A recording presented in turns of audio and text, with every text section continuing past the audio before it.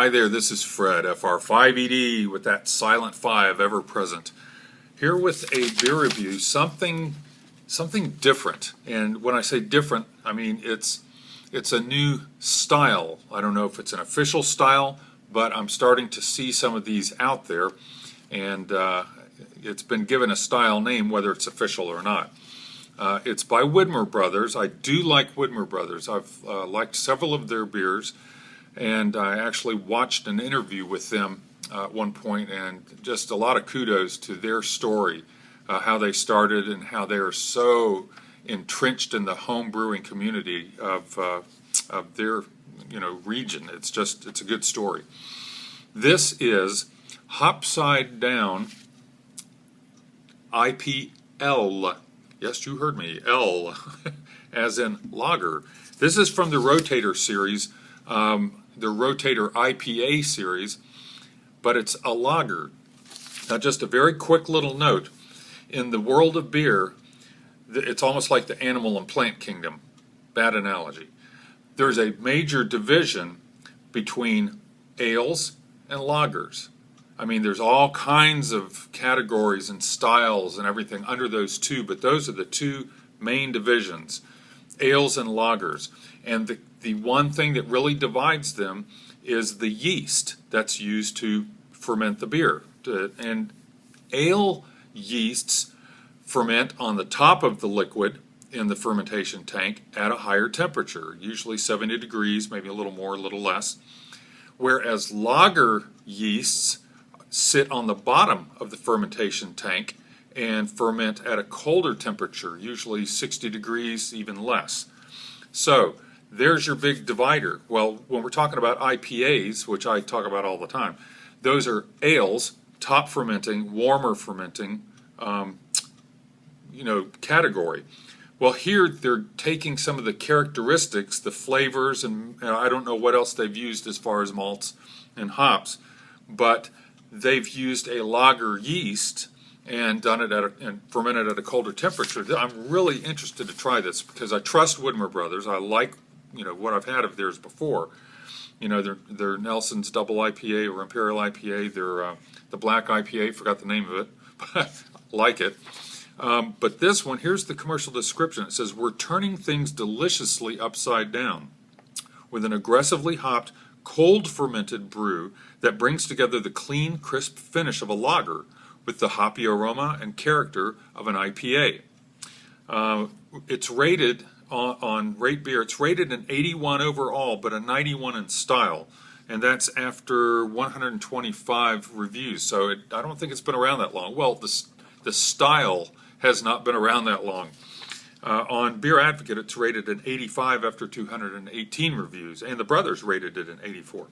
So, and 84 and 85 on Beer Advocate is the dividing line between good and very good. So, they're not stellar reviews, but again, it's probably such an unknown animal to taste that you're getting the characteristics of a cold brewed crisp lager, but you're getting the aroma and maybe the bitterness of an IPA. I don't know. I have no idea, but I'm going to find out right now. So let's open it using, of course, my IPA glass. Very light. Oh my gosh, yeah. That's what you'd expect from a lager. All right. You have that very pale, very clear, pale straw lager, Pilsner, look. So that's not a surprise. White, kind of spongy head, not too much of a head there. Interesting, getting a lemongrass smell.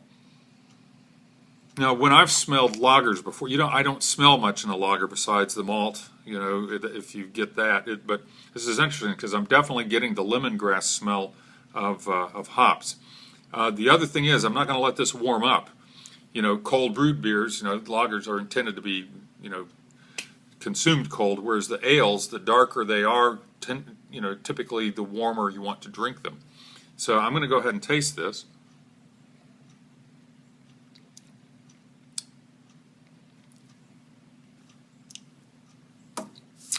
Wow, that's a thinker.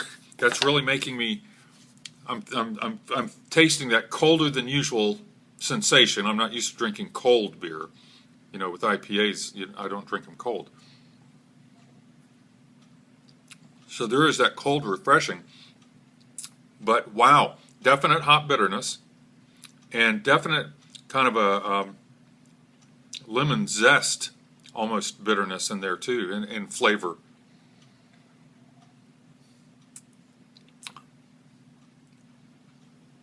I'm getting a little bit of malt. The challenge with drinking cold beer, let me just say this. One reason the giant macro breweries over here, and who shall remain nameless but well known, they want you to drink their weak pale American lager product as cold as possible. They even have cans to show you just how cold it is, and that you want to drink it just shy of freezing. That's because it numbs your taste buds. There's nothing to taste there, per se, and so might as well numb up the taste buds and just enjoy the carbonated rice water that you're consuming. I don't know. I'm not a real lager pilsner drinker in the craft beer world, so I'm probably stepping on a lot of toes there. Maybe, well, let me say this. I am tasting at this cold temperature. I'm definitely getting the hop sensation. I don't think temperature is going to affect hop bitterness. And I am getting that lemony flavor.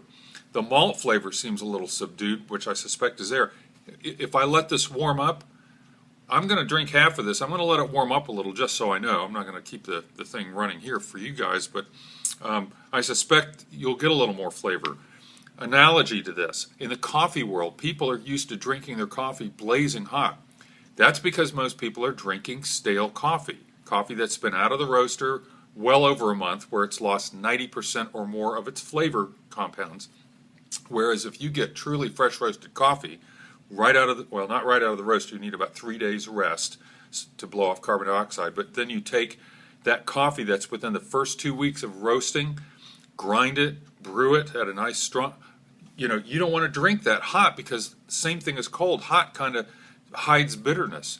If you let it drop down to 130 to 140 degrees, that coffee will have its peak flavor there. So it's the same thing with ales, at least. You want them to warm up from the refrigerator temperature of 40 degrees or so, get up there into the low 50s maybe. So anyway, that's it. I'm going to take one more sip, make a final comment, and let you guys out of here.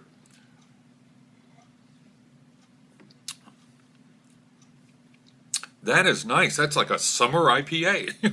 You've got that light, it's kind of light bodied, it's a lager, and it's light colored, it's cold. All of that's refreshing. You get way more flavor than you would get in a weak American lager. When I say weak American lager, I mean the big boys. But I definitely recommend it. It's good. I would get this again in a heartbeat, especially during the summer. So this is Fred, and this is Widmer Brothers Hopside Down from the Rotator IPA series. It's an India Pale Lager. See you guys later. This is Fred, FR5ED, over and out.